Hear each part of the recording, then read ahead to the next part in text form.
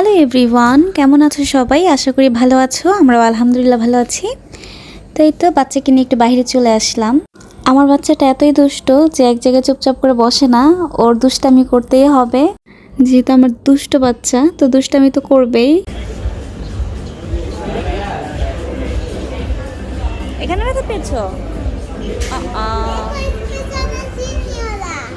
এটাকে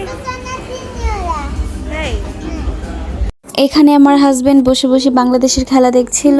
আমি মনে করি বাবা মায়ের পরে স্বামী হচ্ছে সেই মানুষটা, যে মানুষটাকে আঁকড়ে ধরে বাঁচা যায়। ও মাথার উপরে আছে মানেই তুমি ওকে আছো। আলহামদুলিল্লাহ, আমার হাজবেন্ড অনেক ভালো। ও সবসময় আমাকে সাপোর্ট করে, আমার পাশে থাকে, এটাই সব থেকে বড় কথা।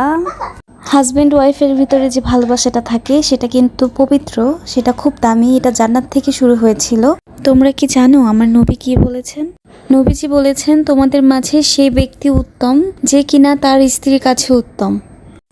স্ত্রীকে নিয়ে মাঝে মাঝে আকাশে তারা দেখতে হয়, এটা সুন্নত। তো সব পুরুষদের জন্যই বলছি, বউকে খুব বেশি ভালোবাসবেন এবং বউকে কেয়ার করবেন এবং বউকে সব কিছুর জন্যই সাপোর্ট করবেন।